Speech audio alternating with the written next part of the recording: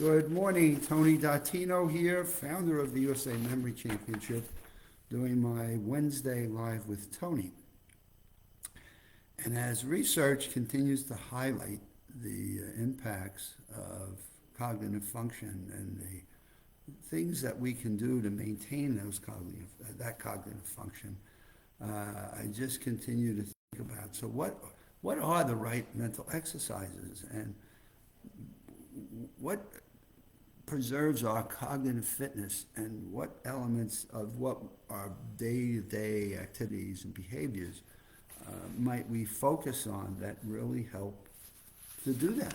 I mean, I don't think anybody that I've ever talked with has ever said, gee, I look forward to the day when I don't remember a person's name, or I don't remember the people who love me. In fact, that's one of the things that give people anxiety about losing their memories and losing their ability to recognize their family ones and the people they love and care about. And so here we go again in the May issue of, oh goodness gracious, the May issue of Healthy Aging. There's an article in here that talks about brain training strategies that may help slow MS, mild cognitive impairment progression. And what are some of the things that we can do? And how do we go about doing those? So off we go again and again with, so what can we do?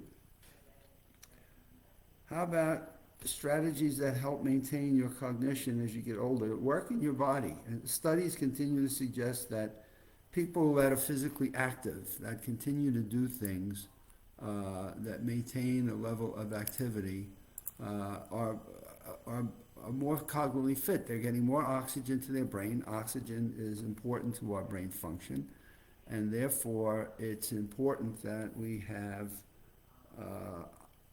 exercising, anaerobic even, in fact, they're finding flexibility exercises. So people that are physically active, this newsletter is suggesting have less development of Alzheimer's disease. And that's, wow. So you just say, if you keep physically active. Now, physically active does not mean you have to be a marathon runner. You don't need to do racing, and you don't have to go run down the street at 50 miles an hour. It means that you're getting out and you're being more active. Give up maybe 15 minutes of watching TV at night and go for a little bit more exercise and see how that works. Another one they talk about is social activity, staying social.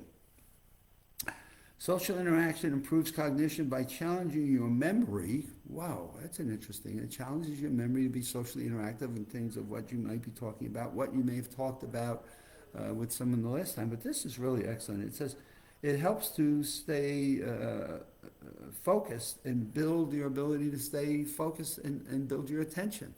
How you stay focused in a conversation. How you listen to someone and then respond. So it builds verbal skills. And so this is really excellent. Social interaction improves your cognition by challenging your memory, your ability to stay focused with attention, and build and strengthen your verbal skills. All good things for cognitive fitness. And so being social. Then how about your nutritional habits, what you feed your brain? There's a lot of evidence now that a healthy diet in fruits, vegetables, whole grains, olive oil, lead protein sources, all can help maintain your brain. Now think about this. The things we eat, as well as the oxygen we're taking in, the nutritional things we bring in, are being utilized by your brain. Your brain is obviously taking the nutritional things that you're putting into your body and making a difference with those. It's using the things that you eat. And so we keep reading the things that are important for our heart are important for our brain. And then what about and here comes cardiovascular risk factors. Cardiovascular health is associated with a greater risk of cognitive impairment. So work with your doctor to maintain your blood pressure, blood sugar, cholesterol, and your weight. And so more and more we hear about the cardio connection to the mental neuroscience health of how well we stay cognitively fit. And so you're continuing to see more and more of linkage and research that's supporting those factors. Well, research suggests that sometimes doing puzzles, so there's an article in National Geo, the crossword puzzles really help. What are the things that really help? So we're working on a few things that we think, okay, so what are the things? We have the Memory Championship where we give people strings of numbers. Can you work on a string of numbers? What we've learned over 25 years is that people have strings of 7, right? We can telephone numbers, which is why they keep saying telephone numbers are 7 digits, because that's what most people can remember is the 7 digits of a phone number. Though I would question that sometimes with the number of incorrect phone calls I get, that people may need to be looking at a piece of paper before they make dials and call people. But the fact of the matter is, can we give people strings of numbers, and let's use 7, and can we give them a series of 7s and have them use that to practice their ability to retain and recall digits. Maybe it's addresses, maybe it's work, maybe it's financial data, maybe it's their checkbook balance.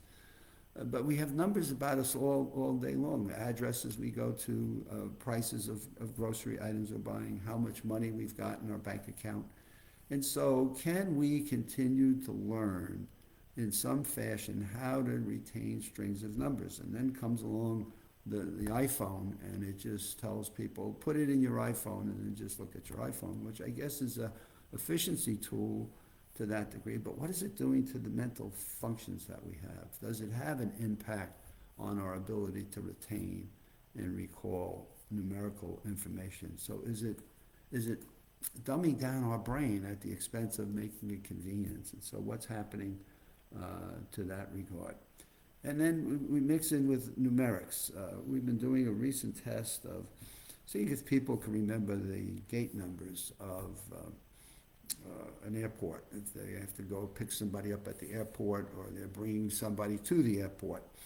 And do they know what gate number that they have to go, and do they have to keep looking at the flight board to look at what place do I need to go to, what terminal? And so as I bring somebody to the airports or pick somebody up here in the Orlando airports, right, we have now 3 buildings, 3 huge buildings with flights coming in, and your first thing you got to know is where you're going in terms of what building you need to go to, and you got to make sure you're reading the boards, and then remember after you read the boards as you drive into the parking areas, okay, do I need to go to terminal A, B, or C? And then once you get to a terminal, now you got to go think about what baggage, if you're picking someone up, what baggage, if you're taking somebody there, what terminal do they need to go to, what gate number do they go to? And we find that so people struggle with remembering the digits as well as the alpha characters of an airport gate.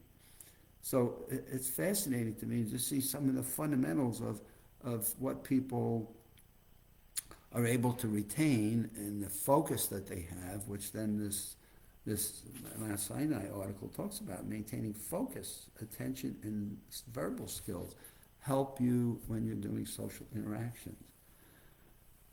Of course, one of the things we've taught over and over again is the Roman room, which is a technique that's been around for hundreds and hundreds of years, and mental athletes in our competition use all the time, which is what we call the room. Looking around at objects in your own house and using them as anchors to make links, connections, and associations. And what we find over and over again is how people make links and connections and associations to information facilitates their ability to retain as they go back to that anchor, the thing that they clearly can know and retain, and how they use that to link and connect new information to it. And whether we call it the Roman room or the loci method or the locus, whatever we want to call it, it's a way that our brain naturally says, I know this, I've got it anchored into my mind, my memories, and I can use it to attach new information to it. And it's one of the facilities that we have. If we just only understood its simple and the simplicity of it, how we can use it to retain shopping lists, how we can use it to remain things that we need to do, how we can use it to retain information we're reading in paragraphs of information we need for an exam.